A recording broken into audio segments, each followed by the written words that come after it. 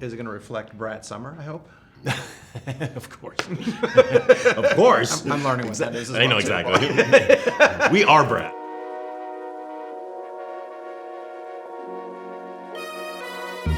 I thought if ever there was a chance I was going to get t-shirt and shorts, Paul Feig, that this was the opportunity. No. Never? Never. Not even in personal life. Or even like maybe a cosplaying Paul Feig. If I was cosplaying, I would not cosplay any character that wears shorts. Well, tell me about your experience with cosplaying. I'm sure people have dressed up as your characters. Have you seen them over the years? Yeah, I have. It's been really nice. You see lots of Ghostbusters with orange stripes, which is always nice. I had a show called Other Space that I loved, and people for a while were recreating the costumes from that, which is really cool. What about some tips for people who wanted to do Jackpot characters? Jackpot? Well, if you want to dress like John Cena, you got to get yourself an ill-fitting three-piece brown suit. Yeah. Or also, what's the organization that protects the lottery winners? Well, they're all independent, Okay. so there's a big competition for who is in that game. But John is an independent contract. It seems like there are a number of different places that people can go with that. There are. Some are more reputable than others. Some will get you through the day better than others. Right. But John is the best because he is what they call a hobbyist. But he's the best at saving people. Paul, this concept is wild. And it was so much fun to watch because it seems so different from what you have done in the past. Where did the idea come from and how did you develop it? It was a script that came to me, that Rob Yescombe wrote. Mm-hmm. And when I first read it, it was called Grand Theft Lotto. Mm-hmm. And I was like, that sounds like the dumbest movie of all time. I'm not going to read the script and put it down. And then my business partner, producing partner, Laura Fisher, called me up a few days later, and she's like, you should read that lottery script. It's super funny. Mm-hmm. And I got about 40 pages into the 100-page script and called her back and said, I have to do this. I don't even care how it ends. I have to make this movie because I'm a Jackie Chan fanatic. Okay. And this, to me, was my chance to finally get to make my Jackie Chan action comedy. Right. But I wouldn't imagine John Cena is the first person you think of when you think of Jackie Chan. Well, exactly. What I like about him is he's the muscle, and then Nora is my Jackie Chan because she is in over her head. And Sure. the Jackie Chan movies are great because he's always in over his head. So when he's fighting, it's not like he's a tough guy looking to kill people. He's like, get away from me, get away from me. And so that's why his stuff is so funny. Right. And then I like John's character. John's the muscle, but then he's such a sweet character, who just really cares. And we find out he's got a history where he's trying to make up for. So it's pretty great. I want you to talk about choreographing that sequence where they're back-to-back tied. That seemed like one of the most fun sequences for you to stage. It was fun. That whole dojo, yoga studio action. It's kind of my favorite because it's the first time Nora actually finds out she's in trouble. Sure. And everybody's trying to kill her. And James Young and his amazing stunt team, who do a lot of the Captain America stuff and a lot of Marvel stuff, came on board to be my stunt coordinator, and we hit it off immediately because we were both like Jackie Chan. Like we have this love of Jackie Chan and of like Three Stooges, and old silent films like Buster Keaton and all the physical comedy and then Warner Brothers cartoons on top of it. So we had this long talk about what we want it to be. There was a lot of action written in, and I did rewrites on it to put more specific comedy action in it. Mm-hmm. And then he and his team go off and they film something just in a room where they kind of recreate the walls and all that. And then we go see it, and then it's like, oh, what about this? What about that? And I just remember at one point it was like, what if he ties her on his back? And he's like, can we do that? And it's like, so it just was madness. That brings up a really great point about anytime you watch an old Jackie Chan movie, mm-hmm. and you immediately ask yourself, how did they do this? And it's so much fun to see like a lot mm-hmm. of the clips at the end over the credits show you kind of how they do it. But tell me about some of the sequences maybe you might have watched in a Jackie Chan movie where you just thought like, that's impossible that they're pulling this off. Well, my favorite scene ever from one of his movies, and in movies in general, is in Drunken Master 2. Okay. That big fight in that restaurant where they're up on all the multiple levels. Right. It's so fun, but it's all the timing. And when you see how many times it takes him to get the timing right on those things, which is, that's how Chaplin used to work too. Sure. Chaplin would take hundreds of takes just to get the perfect timing on it. So my thing with this is I want everything to be in camera. I don't want to do any CG stunts. There's been a lot of CG stunt work that I've been seeing in movies lately, which is fine, but I just don't like it. The fun thing about a movie is going oh my God, they really did that. Sure. So other than some wire work, some wire paint out we had to do, on a few stunts. Everything's in camera and done live. That's amazing. And then also to that point, I want you to talk about editing, but editing for action versus editing for comedy. Yeah. And then you having to do both, not just in this movie, but in other films that you've sort of perfected that craft. Well, they're very similar. I mean, my one rule is no mayhem. I don't, it's funny, if I'm watching like an action movie and like there's a really cool action sequence, I look over, my wife is just on her phone. I'm like, what are you doing? And she's like, I'm bored. Yeah. And because it's action for action's sake. And with all my movies, I want to make sure the action is furthering the character, is creating comedy, and furthering the story. So the editing of it is not that different, really. Editing's all musical. My editor and I are always going like the math is off or the music's not right or the rhythm's off. Okay. So that's really what you're doing. And if you watch a movie that's well edited, there is a musicality to it. You really sense when something like is jarring. And sometimes you do it to jar the audience. Right. But in general, you kind of want to click it along. How often do you know that you got your shot or that you got enough footage that you're going to need for later? I mean, I don't rehearse, so what we do is we just start rolling the cameras. Okay. So by the time I get it to where I think I want it, I've gotten all these other versions of it, some that work, some that don't, and you'd be amazed how many times the one I think I wanted isn't the one that ends up. Because you get in the editing room and you realize what you had in your head wasn't really the best thing for the actor and for the story. Sure. What about the chemistry between your leads? I mean, your chemistry in all of your casts, honestly, has been so spot on. What are you looking for? There's a fun bit with Awkwafina where she's going through the audition process. I mean, how far are you from having to do the audition process at this point even? You know what? I really go on instinct and on meeting people. Okay. I don't really audition unless it's like a new actor or something who I don't know. I don't really audition. I'd rather sit with somebody either in a meeting, have a drink with them, have a meal, and then you get to see their personality. Sure. And you kind of see who they are, and you also see what's funny about them that a lot of times hasn't been utilized in their careers. And that's my favorite thing, of going like, oh my God, you're really funny, and nobody's ever seen that. So that's I kind of live and die by that. Do you think people are still discovering that about Cena? Not anymore. I mean, exactly. He's the king of comedy as far as I'm concerned. Yeah, isn't it really funny how he's sort of reimagined himself? Well, first of all, he's a legit genius. I mean, he's taught himself to speak, Mandarin. He reads the headiest books you've ever seen in your life. He's like, God, John, are you running for mayor, governor, or something?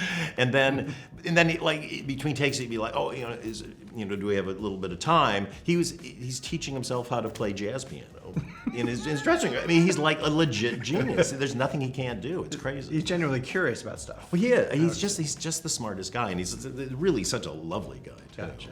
We had the best time. I mean, they got along. Everybody got along so great. It was just a real joy because it was a hard shoot. How so? It was short. We had about 40 days to make this movie. Okay. And it was just challenging. There was just a lot of action packed into a very short schedule. Well, I like that you shot on location as well too. Utilize as many locations as you could. Yeah, well, yeah. I mean, actually, we shot in Atlanta and passed it off as LA. Did you? Yeah, exactly. Which is amazing how much they look like the same city. Yeah, it's true. Atlanta is really popular nowadays. But we are here in San Diego Comic-Con, and I want to hear about your history with the con. You've been coming here for many years. I've been coming here for I think over 30 years. Okay. Back when it was just all comic books. And it was a much smaller venue, but it was so cool. And this was the place you came to get comic books, any cool memorabilia, and movies that you could never find, like Chinese action movies, Hong Kong action movies. Where else could you get the story of Ricky? You had to come here and get a cassette tape of it. Right. So I've just been coming forever, and it's funny because I remember back then, if a movie was being promoted, you knew it was the worst movie ever made. Why? Just because it was all these kind of weird indie things that were done with a lot of heart and a lot of people really into it, but they just were like superhero movies used to be terrible. Sure. So it's just been very weird to watch it over the years grow. I think it's gotten very corporate in a way that's kind of not as much fun. So that, to me, the outer ring of Comic-Con is always the first thing I do, to take the long, because that's where all this still the independent sellers are. Sure. All the cool stuff is at. Yeah. But then you get a chance to see all this stuff that's coming out from the big studios and everything. That's really exciting too. I feel like I'm always, every year I come down, I'm so jaded. We got to do Comic-Con again. And then I'm reminded of how passionate the fans are. It's all about the fans. Yeah. People that come to this are so wonderful, and when people are in cosplay, it makes me so happy. You know, and sometimes you have people from Hollywood come down like laughing at people in costume. I'm like, don't you fucking dare. Right. Because these are the people that care the most about the stuff that we do. And they're just, you know, I was a sci-fi nerd growing up. That was my whole escape. And so I understand just the desire to immerse yourself in these worlds that take you away from maybe your world that isn't as much fun. Do you have a sci-fi property that you're still super passionate about? Oh, yeah. I mean, I'm dying. Well, I wrote an original that I'm just desperate to get made. Well, can you tell me? Well, it's looked at as being very expensive, but it's not though. Because I like 50s sci-fi. Yes. You know, so I I want to love bring that look back. Okay. Yeah, and this Flying is written. saucers and Totally. big-headed aliens. Exactly. All that stuff. You know, and I like when it was models. You know, it was really fun to see models, but go like, oh my god, it looks so real. I mean. Right. The first time I saw Star Wars, you're just like, those are all I couldn't get over the fact that they existed. Those things existed. Sure. So in a way that now I find CG not as much. Sci-fi isn't as much fun for me because it's so CG. Okay. That I just love the idea that like I could go somewhere and pick up the Millennium Falcon. Right. You know, right. or I get somewhere there's an X-wing sitting around. Do you remember the first time that you realized you couldn't enjoy something as much because you know how things are made? It depends on the project, because if something's just okay, you do kind of go like, I wish I didn't know how they did that or whatever. But if something's great, you still just you get sucked in. Sure. And that to me, that's the real test. And like, let's go to a director, you're like, wow, you really got me with that. So that's awesome. All right, so I have to talk about Simple Favor too. Yes, please. You don't do sequels. No. Is there a reason why you haven't done sequels before? Have they ever tried to get you to make a sequel? Oh yeah. I mean, people always bring up sequels. My problem is there's so few sequels I've seen that I think are good. You know, and I think it's just because the story you're telling the first time, you're meeting all these people. It's exciting to meet these people, but the biggest thing is your lead character has a problem in their lives or whatever that they have to be transformed by over the course of the film. So then to come back, you can't give them the same problem again. And if they've got another problem that they're having, you're kind of like, I don't know if you lose patience for that. So it's just very hard to find the right story to invest in those people. Sure. But there's certain franchises it doesn't matter, like James Bond and those kind of things. Sure. Or a world in which you can go in and have different characters with. But Right. it's just hard. So you want to make sure it works. You're saying we didn't need 11 Police Academy movies? Well, I mean, that's comedy, so go comedy. But did you know at some point, like while working with Blake and Anna, that like, oh, I want to do this again? Well, it was, we did the movie, we had so much fun making the first one, and it ended up doing well. And then it's really kind of gotten this, following over the years on streaming and all. And I was just kind of going like, I love those characters, and I want to see them in another situation.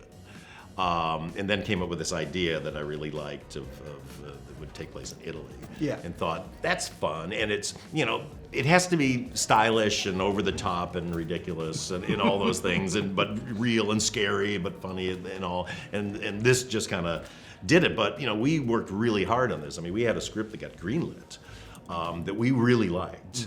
And then during the writer's strike, I remember just kind of people were responding to announcements about the movie getting made, and they were pinning so much hopes and dreams on what they thought it was going to be that I went, I don't think they're going to like what we have right now. Interesting. I think it's not in the right world. And so we basically threw that script out. Let's say threw about 70% of that script out. Terrifying. Yeah, terrifying, completely terrifying. But what we came up with, I'm so happy with it. And we just actually did, I'll tell you top secretly, we just did a test screening 2 nights ago, and you can use this. And we scored through the roof. Fantastic. Through the roof. Atlanta is standing in for Italy? No, we're actually in Italy this time. Rome and Capri. Oh, okay, fantastic. Do we know a release date or? No, ittle be next year, but we don't know yet. Next year sometime? Okay, and no sign of a trailer or anything like that coming? Not yet. No, Nothing yet? no. I mean, who knows? I mean, now that the movie's in good shape, I was only 6 weeks into my director's cut. Oh, gotcha. That we screened. I was screened really early just to see what we have, and now I'm going back and doing my fine tuning. Is it going to reflect Brat Summer, I hope? Of course. Of course. I'm learning what that is. As I know well, too. exactly. We are Brat. Trying to play cool as best I can. Well done. And also, I hope that the Martini has improved from one movie to the next. Is there a twist on the Martini? Well, there are martinis in this movie, and actually, for any martini aficionados out there, there is a very special cameo by a bartender who is very famous in the martini world. All right, you That's heard all it I'm here gonna say. first. You've heard it here first. Thank you, Paul. Thank you. Appreciate your time. Anytime. Yeah, it's a pleasure.